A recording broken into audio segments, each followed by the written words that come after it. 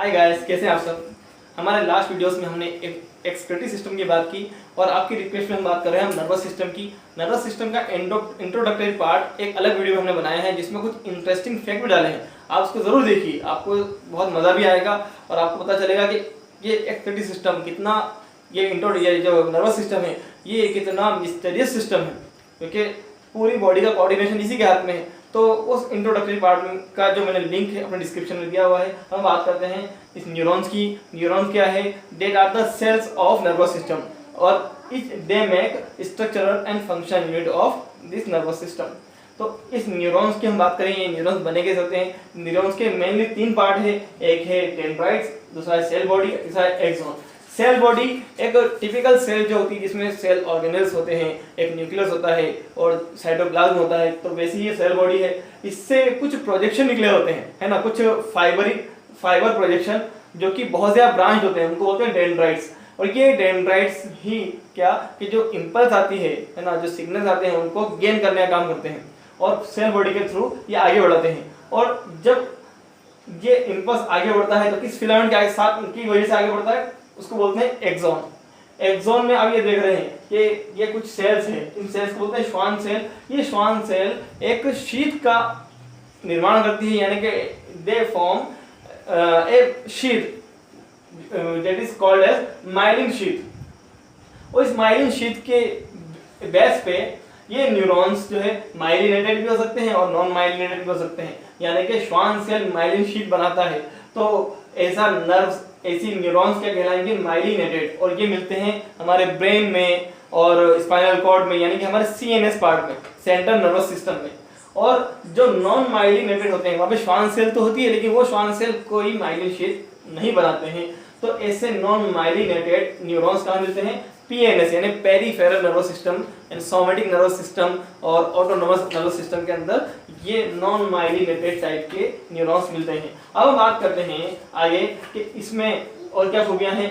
एक तो myelin sheath है, श्वान सेल जो कि माइलिन शीट बना रही है, दूसरी चीज है इन माइलिन शीट के बीच में कुछ गैप हैं, उन गैप्स को क्या बोलते हैं? Node of Ranvier. ये नोड ऑफ रेनवियर इम्पल्स को तेजी से आगे बढ़ने में हेल्प करते हैं। और लास्टली इसका एक्सॉन टर्मिनल, या जिसका आखिरी सिरा उसको बोलते हैं एक्सॉन टर्मिनल, जहां पर कुछ गांठें होती हैं, इनको बोलते हैं नोब, सिनेप्टिक नोब। और इन सिनेप्टिक नोब की बहुत ज़्यादा सिग्निफिकेंस है, इनकी बहुत ज़्यादा इंपॉर्टेंस है। जो नर्व इम्पल्स आगे बढ़ेगी और जो जंक्शंस बनेंगे वो सिनेप्टिक नोब के जरिए से बनेंगे। इन सिनेप्टिक नोब में कुछ वेसिकल्स होते हैं और उन वेसिकल्स में होते हैं न्यूरोट्रांसमीटर। इसका एग्जाम्पल है एसिटाइल कोलिन। और आपने नाम सुना होगा मसल के कॉन्ट्रैक्शंस में, नहीं सुना होगा तो आप हमारे वीडियोस को देख सकते हैं, हमने उसकी जानकारी दी है कि ये न्यूरोट्रांसमीटर क्या होते हैं, किस तरह से एक्शन पोटेंशियल जनरेट होता है। तो ये न्यूरोट्रांसमीटर उसके अंदर बहुत ही एक्टिव वर्क करते हैं। एसिटाइल कोलिन उसका एक बहुत अच्छा एग्जाम्पल है, तो उसकी अभी हम डिटेल में स्टडी करेंगे। पहले से देखते हैं कि ये कुछ ग्रेन्यूल्स हमें नजर आ रहे हैं। ये ग्रेन्यूल्स क्या है? मैंने बताया कि सेल बॉडी है, सेल है, इस सेल के अंदर क्या है? सेल ऑर्गेनेल्स है। सेल ऑर्गेनेल्स में एक सेल ऑर्गेनेल है RER यानी रफ एंडोप्लाज्मिक रेटिकुलम। और ये रफ एंडोप्लाज्मिक रेटिकुलम, इसके साथ में है कुछ फ्री राइबोसोम्स। इनका काम क्या है?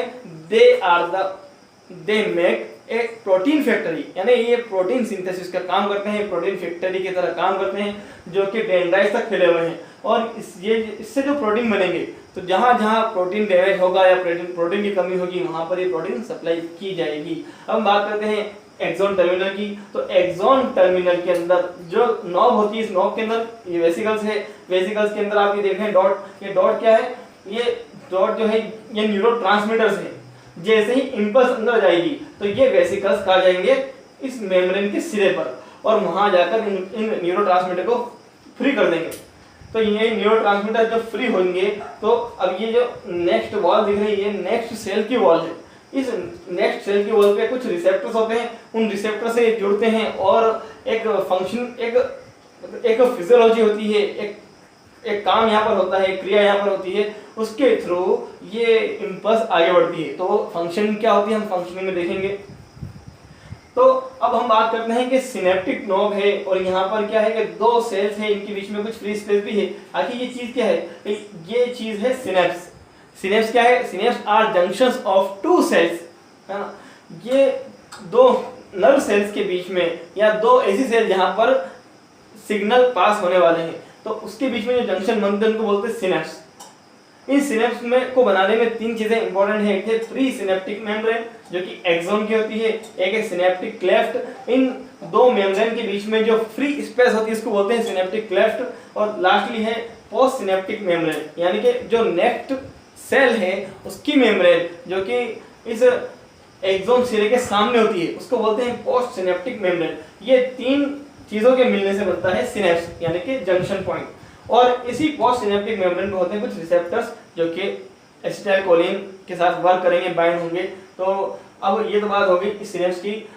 ये आपको बताया सिनेप्टिक क्लेफ्ट। ये सिनेप्टिक क्लेफ्ट कुछ न्यूरॉन्स में नहीं होते हैं, यानी कि सिनेप्स के बेस पर न्यूरॉन्स दो टाइप के हो सकते हैं। एक है इलेक्ट्रिक सिनेप्स। सिनेप्स दो टाइप के होते हैं, इलेक्ट्रिक सिनेप्स और केमिकल सिनेप्स। इलेक्ट्रिक सिनेप्स वो सिनेप्स है जहां पर ये सिनेप्टिक क्लेफ्ट नहीं होती, जहां पर सिग्नल बहुत ही तेजी से पास होते हैं, और कैसे पास होते हैं वो भी हम फंक्शन में देखेंगे। और जहां पर सिनेप्टिक क्लेफ्ट होगा उसको बोलते हैं केमिकल सिनेप्स। तो यहाँ पर सिनेप्टिक क्लेफ्ट है, इसका मतलब ये क्या है, ये केमिकल सिनेप्स है। अब क्या एक चीज और कि हम इस न्यूरॉन को तीन हिस्सों में तकसीम कर सकते हैं, यानी कि on the basis of number of axon and dendrons या dendrites we can divide the neurons in three type. First is unipolar. Unipolar neurons वो न्यूरॉन्स होते हैं जो कि एम्ब्रियोनिक कंडीशन में बनते हैं, एम्ब्रियोनिक डेवलपमेंट के वक्त में बनते हैं। और क्या होते हैं, यहाँ पर सिर्फ एक्सोन सिरा होता है, डेंड्राइट्स नहीं होते हैं। ठीक, एक होता है बाइपोलर, यानी कि जब एक ही एक्सोन हो और एक ही डेंड्राइट हो तो उसको ऐसे न्यूरॉन को बोलते हैं बाइपोलर। और ये हमारे ऑल्फैक्टरी ऑर्गन्स यानी कि आईज और ईयर में मिलते हैं, है ना। जो हमारी आई की रेटिना होती है उस रेटिना के अंदर ये बाइपोलर फाइबर्स या बाइपोलर न्यूरॉन्स मिलते हैं। लास्टली है मल्टीपोलर। हम देख रहे हैं डेंड्राइट बहुत सारे हैं, ऐसे न्यूरॉन को बोलते हैं मल्टीपोलर न्यूरॉन। और ये कहाँ मिलते हैं, मोस्टली सेरेब्रल कॉर्टेक्स में, और ये मोस्टली यही सबसे ज्यादा मिलते हैं सेरेब्रल कॉर्टेक्स में। इसका एक अच्छा एग्जांपल है। तो हमने ये बात करी स्ट्रक्चर की। अब हम बात करते हैं फंक्शनिंग ऑफ न्यूरॉन्स, किस तरह से इलेक्ट्रिक इंपल्स आगे बढ़ते हैं। तो हम बात कर रहे हैं generation and conduction of impulse की।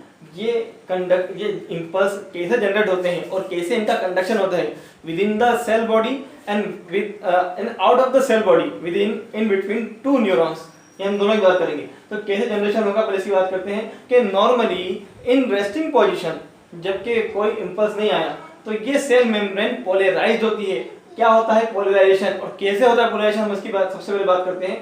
देखो होता क्या है, रेस्टिंग पोजीशन में जो आयन है, रेस्टिंग पोजीशन में जो मेम्ब्रेन होती है ये पोटेशियम आयन के लिए परमिएबल होती है, लेकिन सोडियम आयन के लिए इम्परमिएबल होती है। और क्या होगा कि जब ये पोटेशियम आयन के लिए परमिएबल होगी और सोडियम के लिए इम्परमिएबल होगी तो क्या होगा कि ये सोडियम आयन तो जाएंगे मेम्ब्रेन के इनर सरफेस से आउटर सरफेस की तरफ, तो सोडियम आयन जा रहे बाहर और पोटेशियम आयन आएंगे अंदर की तरफ। 3 सोडियम आयन बाहर जाएंगे और 2 पोटेशियम आयन अंदर भेजे जाएंगे। तो इससे क्या होगा, एक कंसंट्रेशन ग्रेडियंट बनेगा। बाहर तो Na+ बढ़ जाएगा और अंदर की तरफ K+ बढ़ जाएगा। और अंदर क्या है, साथ में कुछ नेगेटिवली चार्ज प्रोटीन्स हैं, बाहर Na+ बढ़ गया है, तो यहाँ पे कंसंट्रेशन ग्रेडियंट हो गया। उसके बावजूद इस पोलराइजेशन को बनाए रखने के लिए क्या होता है कि यहाँ पर एक्टिवली इस सोडियम पोटेशियम पंप के थ्रू बाहर आउटफ्लक्स यानी बाहर किया जाता है, इनको आउटफ्लक्स होता है। और आउटफ्लक्स के जरिए से क्या होगा कि बाहर की तरफ तो कंप्लीटली पॉजिटिव चार्ज, ये देख रहे हो, कंप्लीटली पॉजिटिव चार्ज डेवलप होगा, जबकि इनर सरफेस पे कंप्लीटली नेगेटिव चार्ज डेवलप हो जाएगा। तो ये है रेस्टिंग पोजीशन जिसमें पोलराइजेशन हो गया। और इस रेस्टिंग पोजीशन में जो चार्ज दोनों तरफ बने हुए हैं उसकी वजह से एक रेस्टिंग पोटेंशियल बनता है जिसकी वैल्यू है -70 मिलीवोल्ट अंदर की तरफ। ठीक, तो ये तो बात हो गई पोलराइजेशन की। अब हम देखते हैं कि जनरेशन ऑफ इंपल्स कैसे होता है।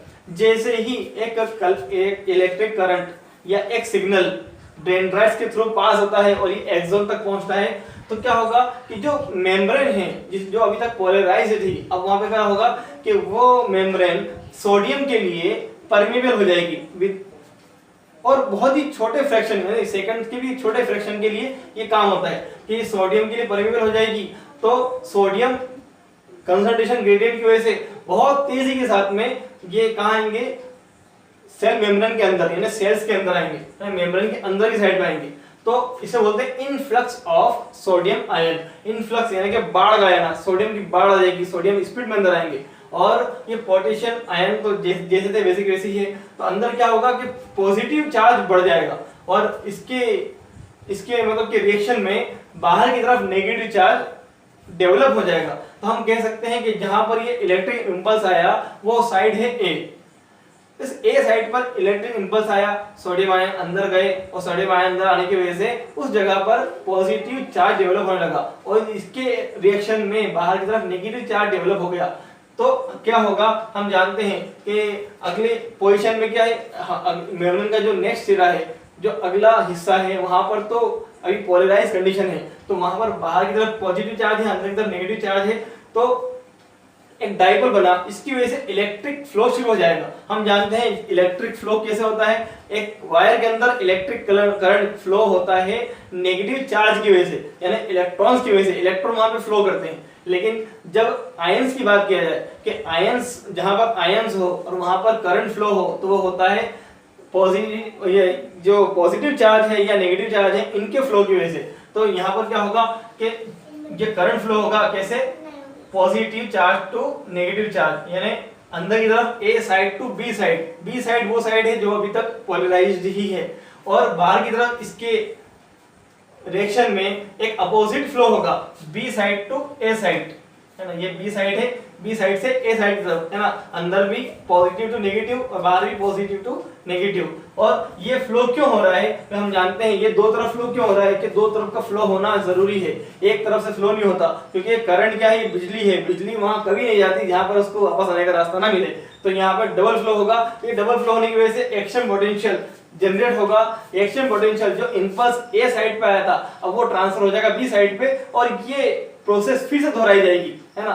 जब ये प्रोसेस दोहराई जाएगी तो क्या होगा कि अगले सेगमेंट का पोलराइजेशन से डीपोलराइजेशन होगा, यानी रेस्टिंग पोटेंशियल बदलेगा एक्शन पोटेंशियल में। और क्या मुझे बताओ, ये एक्शन पोटेंशियल ही इलेक्ट्रिक इंपल्स नहीं है? यही तो है, यानी कि इलेक्ट्रिक इंपल्स यहाँ पर जनरेट हुआ और ये आगे बढ़ा। जैसे ही आगे बढ़ेगा तो आगे वाली मेम्ब्रेन पर क्या होगा, पोलराइजेशन से डीपोलराइजेशन, और जो पीछे जहां पर ये वर्क कंप्लीट हो चुका है वहां पर क्या होगा कि वहां पर फिर से रेस्टिंग पोजीशन बनाना जरूरी है ताकि नेक्स्ट इंपल्स भी आ सके।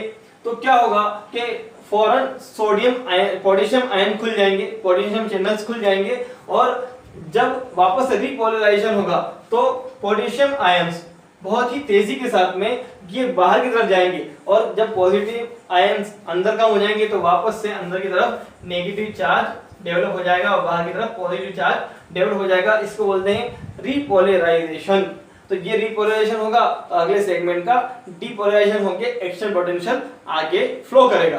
तो ये एक्शन पोटेंशियल अब कहां पहुंच गया, सिनेप्टिक नॉब पर, यानी एक्सॉन के टर्मिनल पे, जहां पर है सिनेप्टिक नॉब। इन सिनेप्टिक नॉब में क्या है, वेसिकल्स है, इन वेसिकल्स में है न्यूरोट्रांसमीटर, और ये सिनेप्स बना हुआ है दो मेम्ब्रेन्स यानी दो सेल्स के बीच में। तो अब इस इलेक्ट्रिक फ्लो को कहां जाना है, अभी तक तो विद इन द सेल चल रहा था, अब आउट ऑफ द सेल जाना है और दूसरे सेल के अंदर इसको फ्लो होना है। तो वो फ्लो कैसे होगा, मैंने आपको बताया था कि सिनेप दो टाइप के होते हैं, एक तो है इलेक्ट्रिक सिनेप, दूसरे होते हैं केमिकल सिनेप। इलेक्ट्रिक सिनेप में कोई गैप नहीं होती, वहां पे तो जैसे ये पोलराइजेशन डीपोलराइजेशन हुआ था ऐसे ही इलेक्ट्रिक इंपल्स आगे बढ़ जाएंगे। लेकिन ये इलेक्ट्रिक सिनेप्स बहुत ही कम होते हैं और बहुत ही रेयर जगह पे मिलते हैं। ये केमिकल सिनेप्स मोस्टली मिलते हैं। केमिकल सिनेप्स में होता क्या है वो देखते हैं अपन। जैसे ही यहाँ पर एक्शन पोटेंशियल जनरेट हुआ, जैसे ही यहाँ पर इंपल्स पहुंचा तो ये वेसिकल्स जाएगी मेम्ब्रेन के पास, और मेम्ब्रेन के पास जाने के बाद में वेसिकल्स इन जो वेसिकल्स है ये मेम्ब्रेन से जुड़कर न्यूरोट्रांसमीटर को इस क्लेफ्ट में, है ना, इस गैप के अंदर जिसको हमने बोला था सिनेप्टिक क्लेफ्ट, इस क्लेफ्ट में फ्री कर देगी। ये क्लेफ्ट एक फ्लूइड के साथ में भरा हुआ है, यानी कि फ्लूइड फिल्ड गैप है जिसको बोलते हैं सिनेप्टिक क्लेफ्ट। ये न्यूरोट्रांसमीटर वहां पर फ्री होकर कहा जाएगा, जो पोस्ट सिनेप्टिक मेम्ब्रेन है इस पे रिसेप्टर होते हैं, उन रिसेप्टर से जुड़ जाएगा। जैसे ही न्यूरोट्रांसमीटर इन रिसेप्टर से जुड़ेंगे तो क्या होगा कि आयोनिक एक्सचेंज शुरू हो जाएगा, यानी कि जैसे यहाँ पर आयनिक एक्सचेंज होकर पोलराइजेशन और डीपोलराइजेशन हो रहा था, वैसे ही इस मेम्ब्रेन के ऊपर भी पोलराइजेशन और डीपोलराइजेशन होने लग जाएगा और ये इलेक्ट्रिक इंपल्स जो अभी तक इस न्यूरॉन के अंदर था वो नेक्स्ट सेल में पहुंच जाएगा। इस तरह से ये electric impulse within the cell and out of the cell conduct होते हैं। तो मुझे पूरी उम्मीद है कि आपको ये बात बिल्कुल समझ में आई होगी। अगर समझ में आपको आई है, वीडियो अच्छा लगा है तो हमारे वीडियो को लाइक करें, शेयर करें, चैनल को सब्सक्राइब करें ताकि आपको नए नए वीडियोस की नोटिफिकेशन मिले। और हाँ, जो मैंने डिस्क्रिप्शन में जो लिंक दिया है इंट्रोडक्टरी नर्वस सिस्टम का और नर्वस सिस्टम के बारे में बहुत इंटरेस्टिंग फैक्ट मैंने उसमें बताए हैं। जैसे कि ये नर्व फाइबर्स जो होती है ये इतनी होती है, इनकी क्वांटिटी कितनी होती है हमारी बॉडी के अंदर, कितनी नर्व फाइबर्स होते हैं, कितने न्यूरॉन्स होते हैं, जितनी एक मिल्की वे में स्टार होते हैं ना जिनको हम गिन नहीं सकते हैं, ऐसे हमारी बॉडी के अंदर अकेले हमारे ब्रेन के अंदर 100 बिलियन तक न्यूरॉन्स होते हैं। यानी कि कितनी इंटरेस्टिंग बात है। ऐसे बहुत सारे इंटरेस्टिंग फैक्ट मैंने उस वीडियो के अंदर बताए हैं और उस वीडियो को जरूर जाके देखें और हमारे चैनल को सब्सक्राइब करें। थैंक यू, मिलते हैं अगले वीडियो में।